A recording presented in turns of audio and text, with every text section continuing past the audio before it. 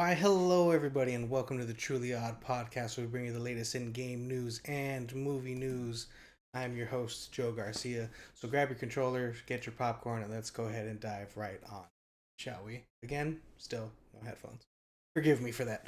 But we're going to go ahead and jump into our game news topics of the day. And our first game news topic is, hold on, I'm pulling up my notes here.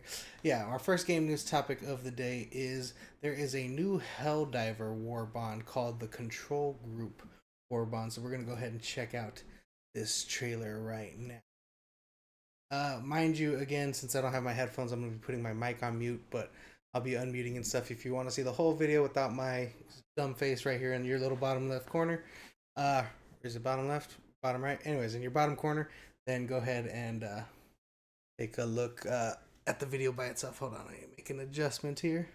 There we go. Thank you guys. Anyways, here we go. Let's go ahead and check it out.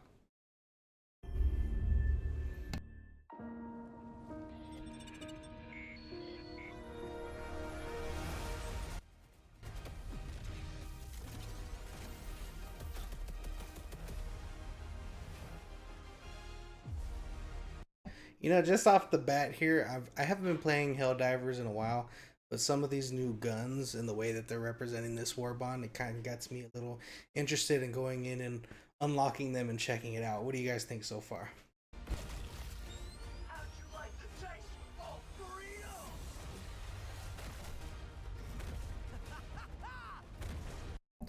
That warp pack is awesome. I think that's a great idea, and I'm very curious. So far, we're seeing people warp forward. Wonder if you could like warp backwards or away from the danger, or if it's only a forward movement. I'm very curious how that'll end up being. And here we go, a laser sentry. That's awesome.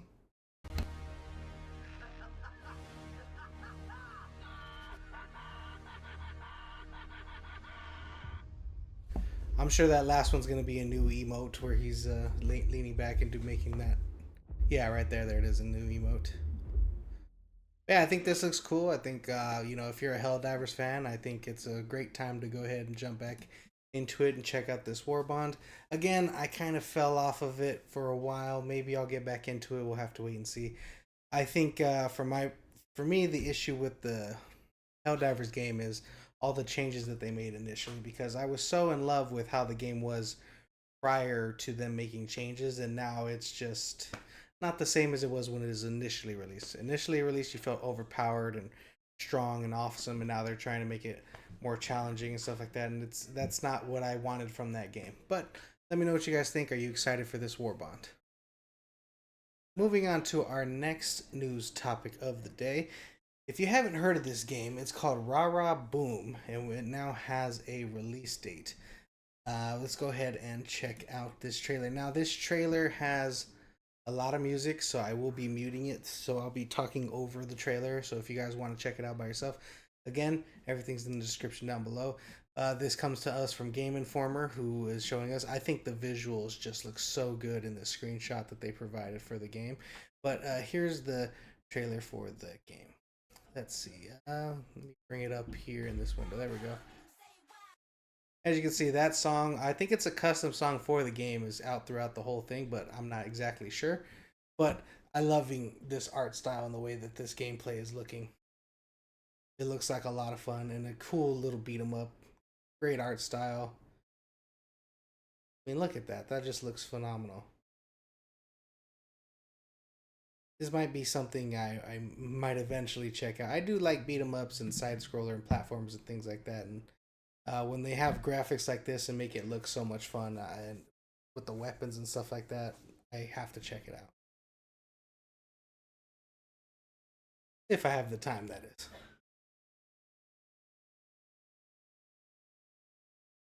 Man, it looks so good. What are you guys thinking so far? Are you liking the way that this is looking? Is it a game that you're probably going to be checking out, like me?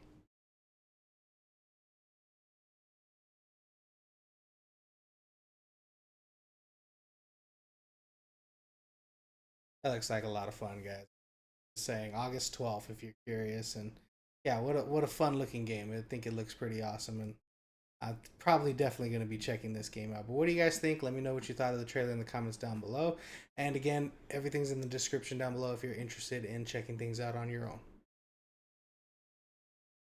Moving on to our next game news topic of the day. If you have not heard, there is a live service game called Steel Hunters.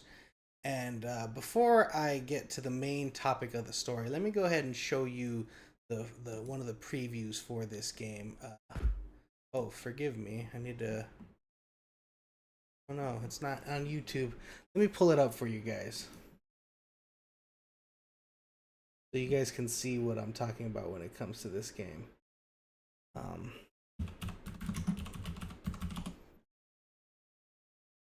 Steel Hunter. Go with gameplay, shall we?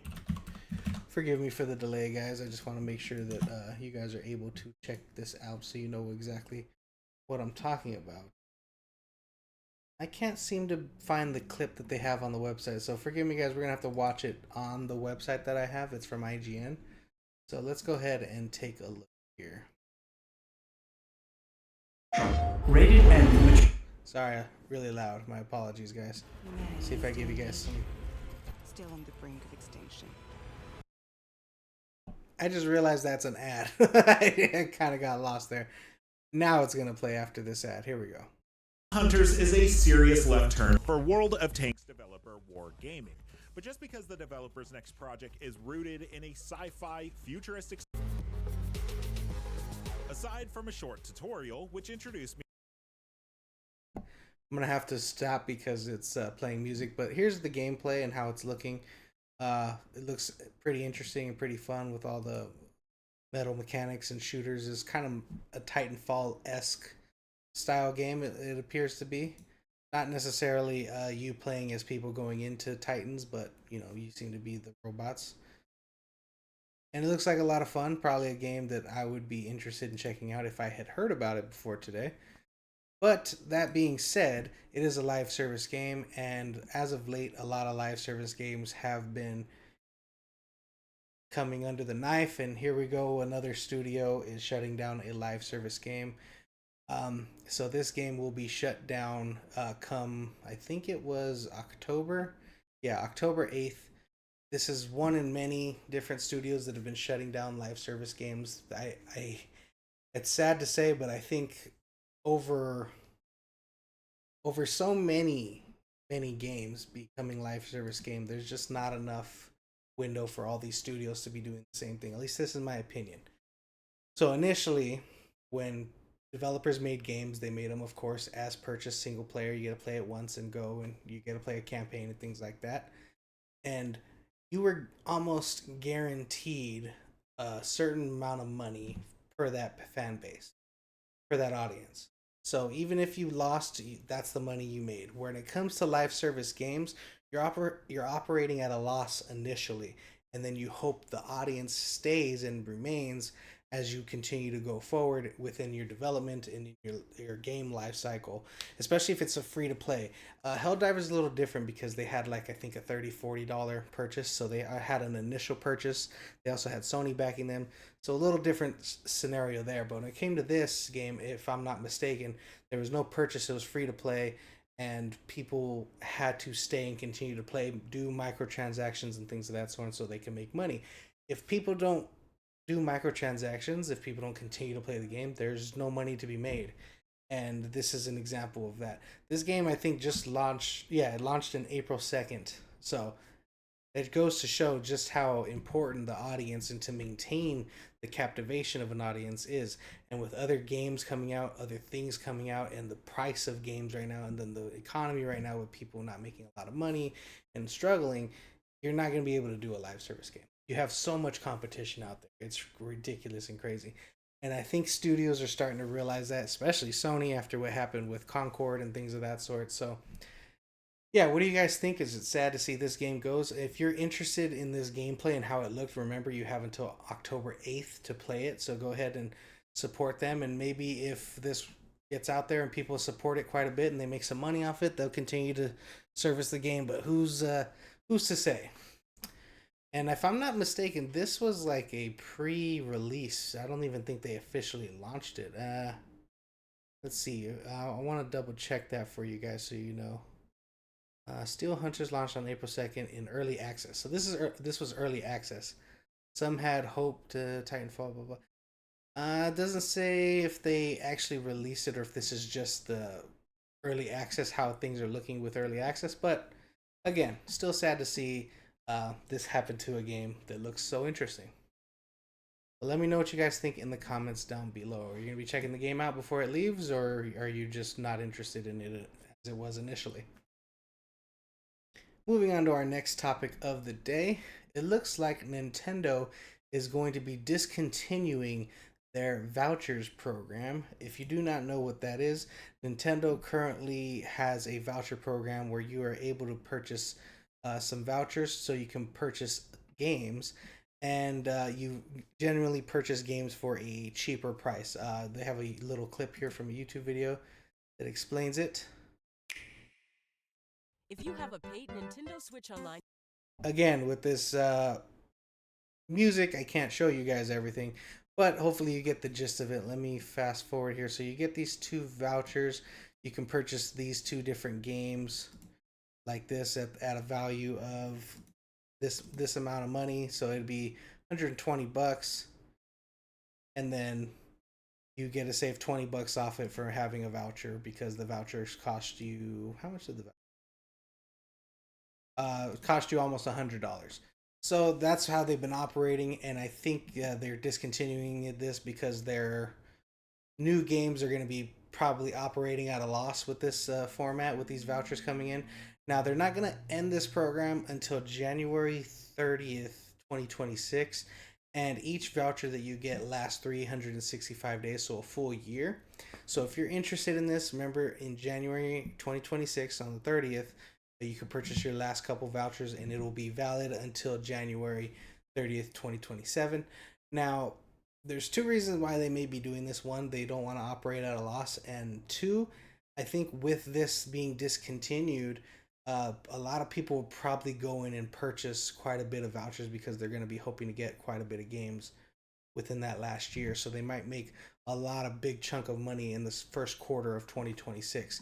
But that varies. It all depends on, you know, how things are looking at the back end. But sad to see it go. If this is something that you were interested in, me, I was never really interested in the voucher program, because unless I knew there was definitely 2 games down the line that I was gonna purchase day one, there's no point. And I'm not huge on the Switch, only because I don't know. There's just some of the games just aren't for me. They're too kiddish, I guess you can say. Not a knock on anyone else, just not for me.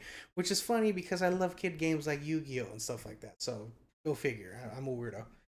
Moving on to our last game news topic of the day. So I made a mistake previously in our last couple episodes, where I had assumed that the state of play for PlayStation was a whole state of play for the entire PlayStation, but what it ended up being was just a Ghost of Yotei state of play. So it's a 20-minute preview walkthrough of Ghost of Yotei. So we're going to go ahead and take a look at that. Again, I'm going to be muting things here and there, so if you're interested in watching the entirety of the Ghost of Yotei presentation, it'll be in the description down below. So let's go ahead and take a look at what they have to show here.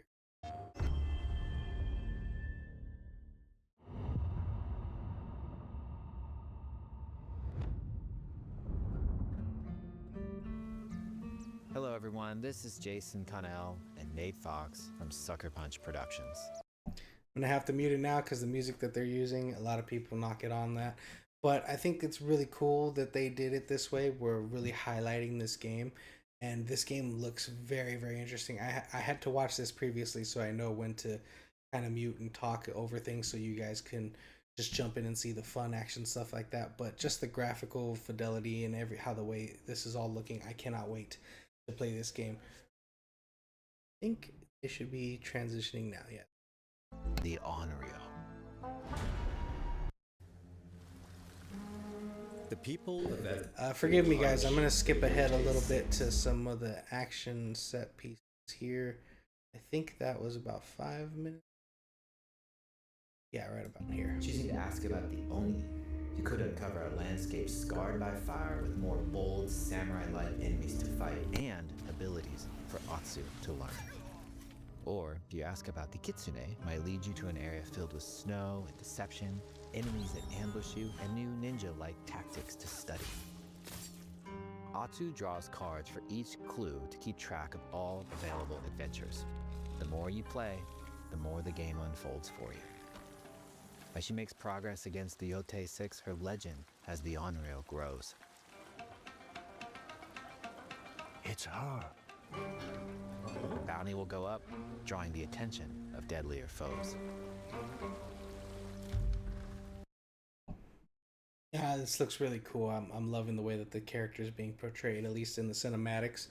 But what are you guys thinking? The one problem I have so far with this game, and it's not a knock on game, but I wish her fighting style was a little more feminine, if that makes sense. Like, if you're going to play as a female character, I think her fighting style should be a little more feminine. Women tend to fight a little bit differently than men do and have, can't really overpower stronger foes. So I really wish they focused on that. But what they do is focus a lot on the ninja aspects, which makes sense for her character.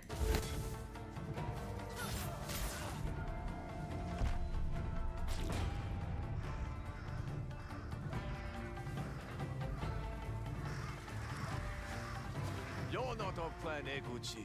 You're here for my bounty. I'm going to skip ahead to when they're talking about the actual weapons that you're going to be utilizing in the game. I think that is about.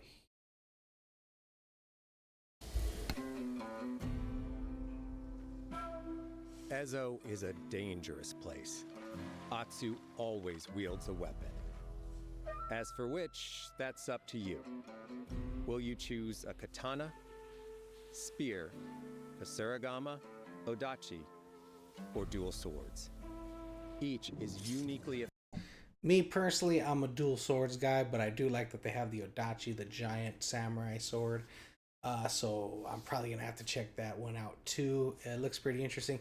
But again, like I said, female characters, she's not fighting very femininely, at least from my opinion. But let me know what you guys think. Are you okay with that? It just bothers me a little bit, but it's not gonna stop me from playing the game because this game looks phenomenal. Just needed more to free you. Free us. Inokichi steals our crops while our families starve. Atsu's no samurai or ninja. No, she's a lone wolf mercenary who'll use every advantage, every dirty trick to win a fight.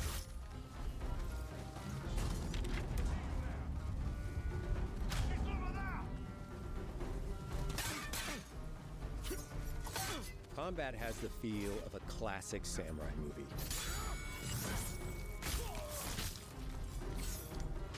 Every motion counts.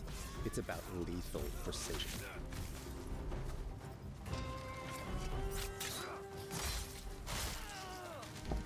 God, that just looks so fun. I don't know about you guys, but it just brings me back to when I first played Ghost of Tsushima, and I absolutely was in love with that game. Oh, by the way, enemies can knock out, this is what they're talking about here. Enemies can knock away your weapons, but you can also knock away their weapons first. So here's some of the moves that they have for when you're knocking away. But back to what I was saying, but yeah, just seeing the fight, seeing the way that the game play, it looks so much fun.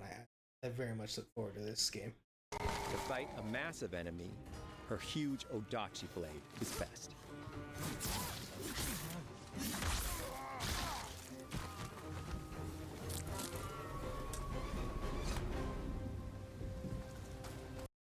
The way she sheathed that giant sword is so cool.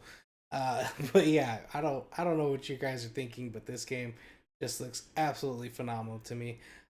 Again, I'm gonna have everything regarding this game, the full thing in the description down below if you're interested in watching the whole details and all the breakdown.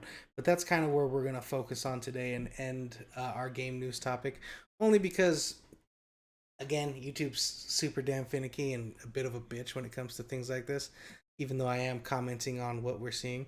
But we're going to go ahead and call that for our game news topics of the day, and we're going to go ahead and move on to our movie news topics today. And our first movie news topic of the day is a sad topic, sad to say. We lost a great voice actor in James Carter Cathcart. If you do not know who that is, you may not recognize his face, but you will recognize his voice. He was James from the Pokemon. He was also Weevil Underwood from Yu-Gi-Oh! And he has been in so many different projects over the years. Just look at his IMDb. Crazy amount of work he's done in his career. So, really sad to see that someone has passed with such great talent. 111 projects as an actor. Phenomenal work, and great that he was voicing James for so many years. I think he also voiced Meowth and many other Pokemon. I think he did Professor Oak as well. Oh yeah, look right here on the bottom. It says James, Meowth, Professor Oak, Gary Oak. Just what a great talent, and sad to see him go. I'm gonna miss a lot of his work. He was a voice of a lot of my childhood. A lot of those characters, they might have been annoying characters and bad guys and things like that, not necessarily the main character, but without him and the voice he provided for those characters, they would have had a lot less personality. I remember I hated Weevil Underwood. Jesse and James were big old bastards, and Meowth is just so memorable. So sad to see him go. A moment of silence for James.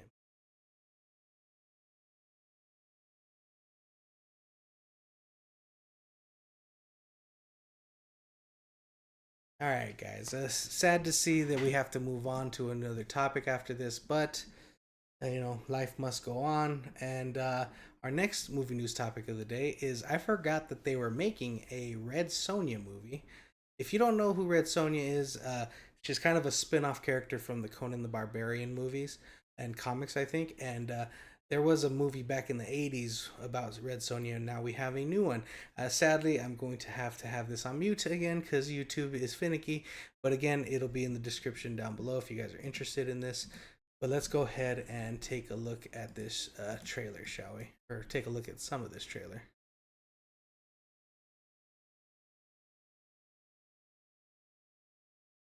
So again, this is from the kind of the same world as Conan the Barbarian. I'm not sure if this movie is going to incorporate a lot of the Conan the Barbarian aspects of her story.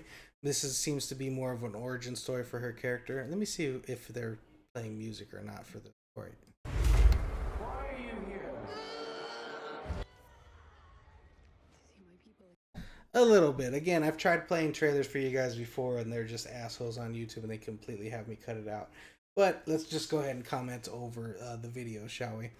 Now, this is a B flick. This isn't from a major studio or anything like that. And it does seem to be a bit cheesy, but I'm not going to lie to you guys. I kind of like B flicks. Some B flicks and some cheesy movies can be a lot of fun. And this seems like it might be. It looks like fun, interesting action.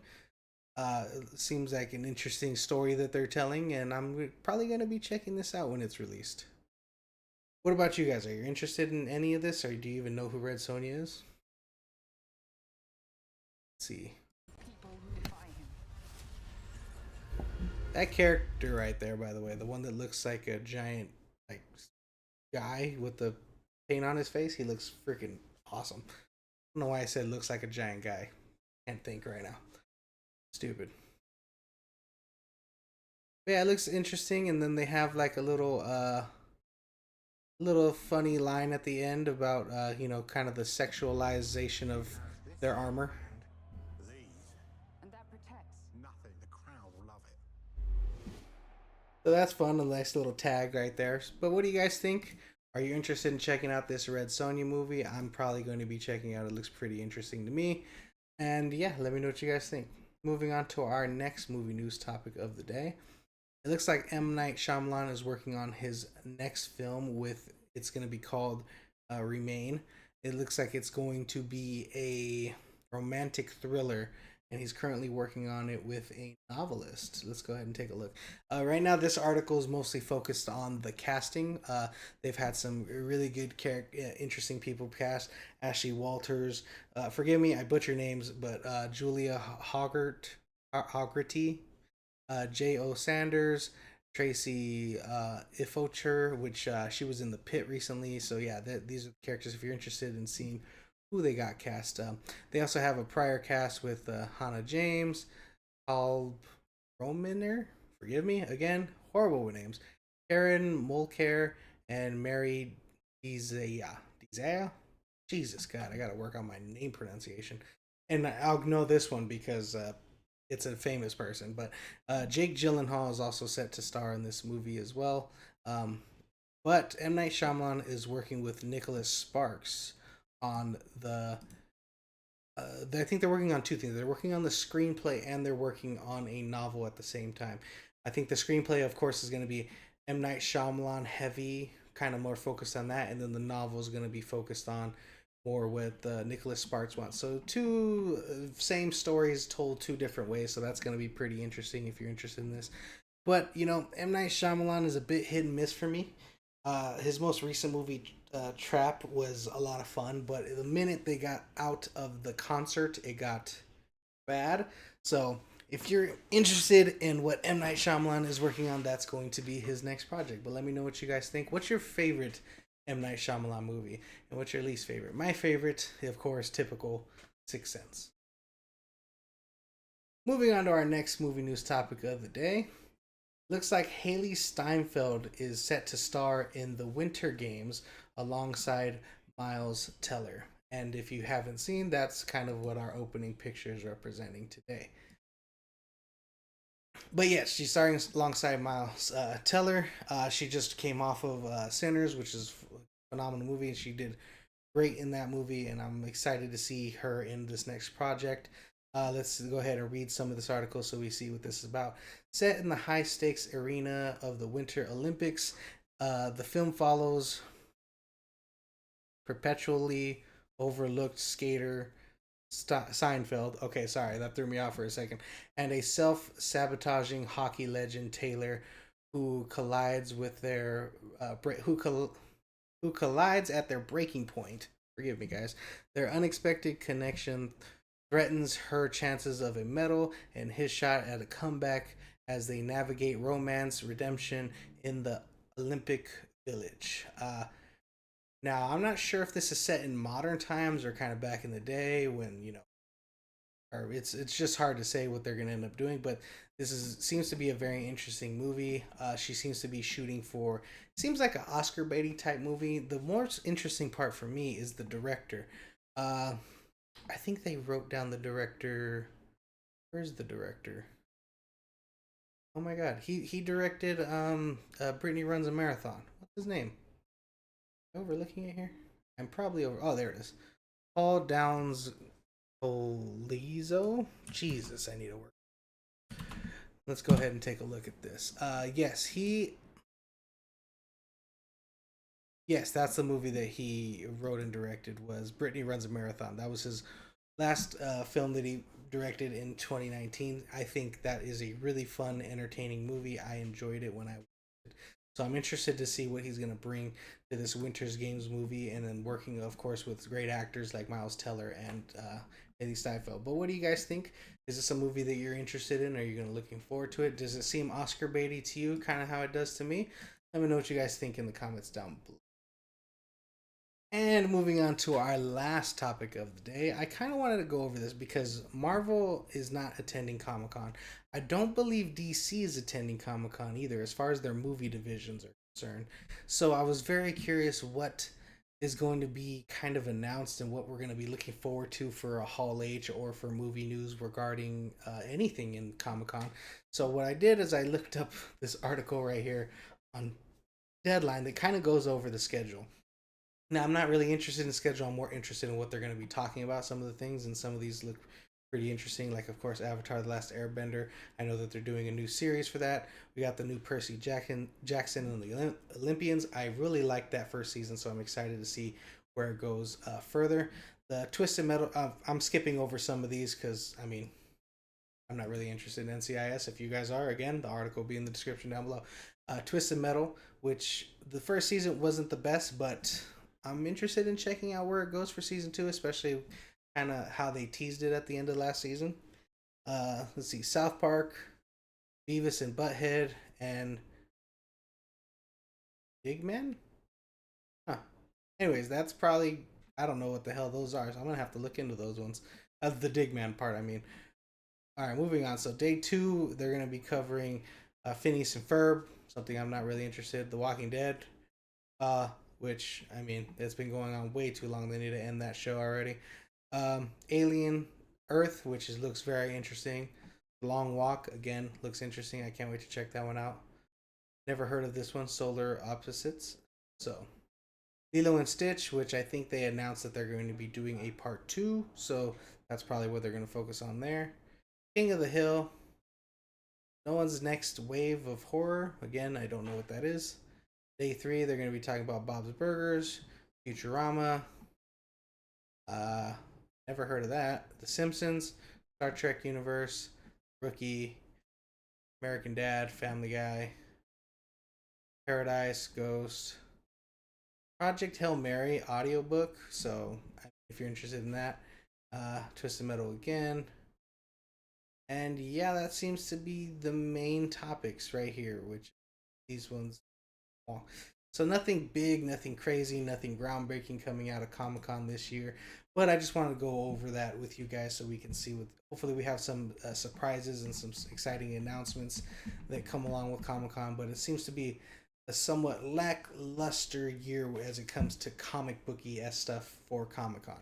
But I think the most exciting thing for me for Comic-Con will be Percy Jackson and the Olympians and probably Avatar: The Last Airbender. But let me know what you guys think in the comments down below. And yeah. Okay. Yeah, and that's a wrap for today's episode of the Truly Odd Podcast, guys. Thank you so much for joining me. If you liked the episode, please like and subscribe. And guys, remember always, stay true, be odd.